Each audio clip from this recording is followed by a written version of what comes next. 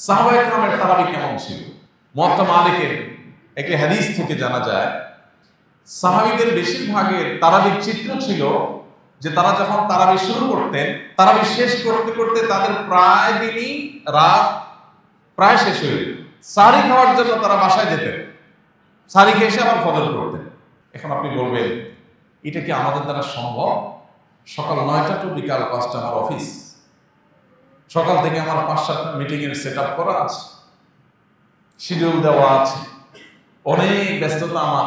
ভাইরা আমার, দুনিয়াতে আমরা সবাই জানি, একেবারে যে ব্যক্তি বদ্ধ পাগল হয়তো সেও জানে যে দুনিয়াতে আমরা খুব অল্প সময়ের জন্য এসেছি, আমরা কেউ চিরকাল এখানে থাকবো না। বেশিরভাগ মানুষের জীবনের ক্রিম টাইম পার হয়ে গেছে। আমরা এখানে যারা আছি, আমাদের বেশিরভাগ মানুষের জীবনের ক্রিম টাইম অলরেডি ক্রস চলে গেছে। এখন যে লাইফটা আছে সামনে, এটা হলো জীবনের বাতিল অংশ। 30, 35, 40 যাদের এইজ হয়ে গেছে, ভোগের সময় শেষ। এখনো ডায়াবেটিস, ক্যান্সার আর হার্ট অ্যাটাক, কিডনির রোগ, যত ব্যাধি আছে এগুলোর সময়। মূল টাইমটা পার হয়ে গেছে অলরেডি, বা পার হয়ে যাচ্ছে।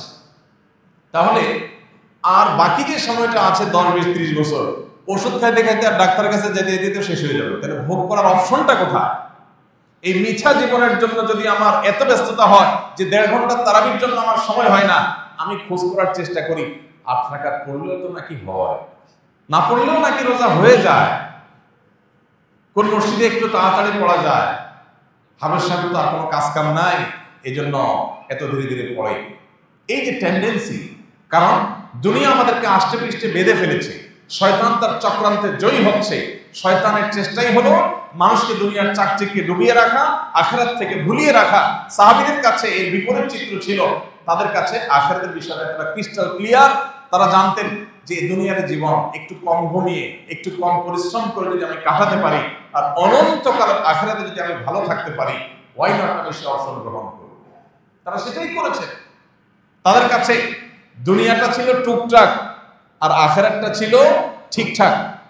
আর আমাদের এসে উল্টা, নামাজ, রোজা, তারাবি এগুলো হলো টুকটাক, অফিস আদালত, চাকরি বাকরি, ব্যবসা বাণিজ্য সেগুলো হলো ঠিকঠাক।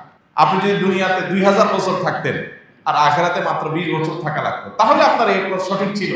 কিন্তু আপনি দুনিয়াতে থাকবেন 20, 40, 60, 70, 80 বছর, তাও কোনো গ্যারান্টি নেই কখন থাকবেন, কতক্ষণ চলে যাবেন। আর আখিরাতে অনন্তকালের জন্য যাবেন, কোনো আর ব্যাকের অপশন নাই। তাহলে সেই সময়ের জন্য কি পরিমাণ পরিশ্রম করা দরকার। আমাদের রমাদান এর যে বরকত, সেটা থেকে আমরা বঞ্চিত হচ্ছি। এর দ্বিতীয় কারণ হলো যে আমরা অনেকেই তারাবিকে সেভাবে হক আদায় করছি না। একদিন পড়ছি তো 3 দিন পড়ছি না, পড়ছি তো ওই যে 8 রাকাত, 10 রাকাত, কত ফাঁক ফোকর পাওয়া যায়, কত শর্টকাট করা যায়। এক হলো যে আপনি 8 রাকাত তারাবির সপক্ষে যে সমস্ত ওলামায়ে কেরাম রয়েছেন, তাদের দলিল দ্বারা আপনি একবারে কনভিন্সড বা আপনি তাদের অনুসারী, সেটা একটা বিষয়। কিন্তু আজকাল এটা একটা রোগে পরিণত হয়েছে অনেকের, যে কিভাবে কত শর্টকাট করা যায়। নবী সাল্লাল্লাহু আলাইহি ওয়াসাল্লাম বলেছেন, যে ব্যক্তি ইমামের সাথে এশার নামাজ পড়বে এবং ইমাম চলে যাওয়া পর্যন্ত সে থাকবে, ইমাম চলে যাওয়া পর্যন্ত, নামাজ শেষ করে ইমাম সমাপ্ত করে শেষ করা পর্যন্ত বা বিদায় হওয়া পর্যন্ত যে ব্যক্তি থাকবে, ওই ব্যক্তিকে আল্লাহ তাআলা রাত জেগে ইবাদতের সওয়াব দান করবে। অর্ধরাত জেগে ইবাদত করার সওয়াব পেতে হলে আপনাকে ইমাম যাওয়া পর্যন্ত থাকতে হবে। আপনি মাঝপথে চলে গেলে এই সওয়াব আপনি পাবেন না, এটা পরিষ্কার। শেখ মোহাম্মদ সালেহ আল মুনাজ্জির হাফিজাহুল্লাহ, ইসলাম কি হইলে সৌদি আরবের সবচেয়ে বিখ্যাত, বিশ্ববিখ্যাত ফতোয়া ওয়েবসাইট, সেখানে পরিষ্কারভাবে মাসালা লিখেছে, কেউ যদি 20 রাকাত নামাজ হয় কোথাও, সেখানে 8 রাকাত পড়ে চলে যায়, এই ফজিলত সে পাবে না। কারণ রাসূল শর্তই দিয়েছেন ইমাম যাওয়া পর্যন্ত থাকতে হবে। আপনি প্রয়োজন বসে তেলাওয়াত করেন, কিন্তু আপনি যদি চলে যান, এই সওয়াব আপনি পাবেন। তো যাই হোক, এই যে তারাবি না পড়া বা কমায় ফেলা বা ফাঁক দিয়ে বের হয়ে যাওয়া, অথবা আপনার শর্টকাট করার চেষ্টা, হাবের সাহেবদেরকে তাড়া দেওয়ার চেষ্টা, এগুলো অনেকাংশেই আমাদের দুনিয়ামুখিতা বেড়ে যাওয়ার কারণে হয়েছে। এই জন্য ভাইয়েরা, রমজানকে সার্থক করতে হলে তারাবির প্রতি আমাদের আরো মনোযোগী হতে হবে। তারাবির তেলাওয়াত হাবের সাহেবদেরকে এমনভাবে করতে বলতে হবে যেন আপনি স্পষ্ট বুঝতে পারেন। শুধু শেষে আলামুন আর তালামুন বুঝেন, মাঝখানে তার কিছু বুঝেন না। এটা কি তারাবি না তামাশা? মুসলিমদের মধ্যে রীতিমতো এটা নিয়ে গর্ব করা করি হয় যে আমাদের আজকে 9টা 30-এ শেষ হয়েছে, ও মসজিদে 9:25 শেষ হয়েছে। কি তুকুর হাফেজ, মানে যে হাফেজ যত আগে শেষ করতে পারে সে হাফেজ নাকি তত তুকুর। যারা ড্রাইভিং জানেন তারা বলতে পারবেন স্পিডে গাড়ি চালাতে পারার নাম ভালো ড্রাইভিং না, কন্ট্রোল করে গাড়ি চালাতে পারাটা হলো ভালো ড্রাইভিং। আমি জীবনে যখন প্রথম ড্রাইভিং শিখি, একজন নেপালি আমার এক সহকর্মী সৌদি আরবে প্রথম স্টিয়ারিং হুইলে বসে উনি আমাকে প্রশিক্ষণ দিয়েছিলেন। তো তিনি আমাকে যখন মোটামুটি গাড়ি আমি রান করা শিখেছি, ক্লাস ব্রেক তারপরে অন্যান্য সব কিছু যখন চেনা হয়ে গেছে, তখন আমি গাড়িকে এখন রান করতে পারি। রান করা শুরু করলাম, তিনি পাশে বসে আছেন। তখন উনি আমাকে প্রথমে পরীক্ষা দিলেন যে আপনি গাড়িটা কত আস্তে চালাইতে পারেন, এটা হলো পরীক্ষা। নতুন ড্রাইভার প্রথম জীবনে স্টিয়ারিং হুইল হাতে নিয়েছে, চাপ দিলে বোমো করে দৌড়ায়। আস্তে চালাতে কার মন চায়? চাপ দিলেই শুধুমাত্র দৌড়াতে থাকে, আর দৌড়াইলে শান্তি লাগে। আর সেখানে প্রশিক্ষক বলতেছে না কত আসতে পারে। এরপর এক পর্যায়ে উনি নেমে গেলেন গাড়ি থেকে, নেমে বলেন আমি খুব ধীরে ধীরে হাঁটবো একটা বাচ্চার মতো, ঠিক আমার সাথে তাল মিলায় গাড়ি চালাতে পারেন কি? আমি দেখি কিন্তু ডিফিকাল্ট।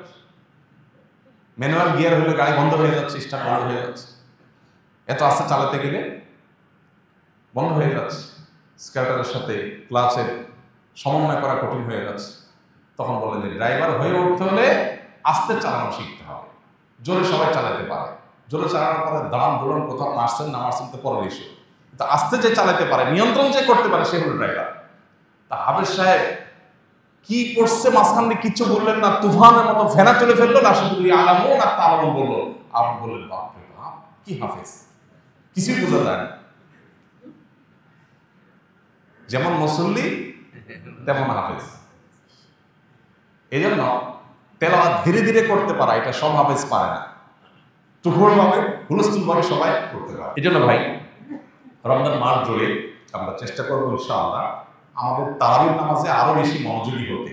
তারাবির নামাজকে অর্থবহ করবার জন্য আমরা একটা বই গত বছর লিখেছিলাম, তারাবির সালাতে কোরআনের বার্তা। বাংলাদেশে যত ধর্মীয় বই বিক্রি হয়েছে রকমারির অ্যালগোরিদম অনুযায়ী, তাদের হিসেব অনুযায়ী এই বইটা বাংলাদেশের সর্বোচ্চ ধর্মীয় ক্যাটাগরির সর্বোচ্চ বিক্রিত বই, তারাবির সালাতে কোরআনের বার্তা। এটাও ইমাম সাহেবের কাছে পেয়ে যাবেন, হয়তো আপনারা নিতে পারেন কারো লাগবে।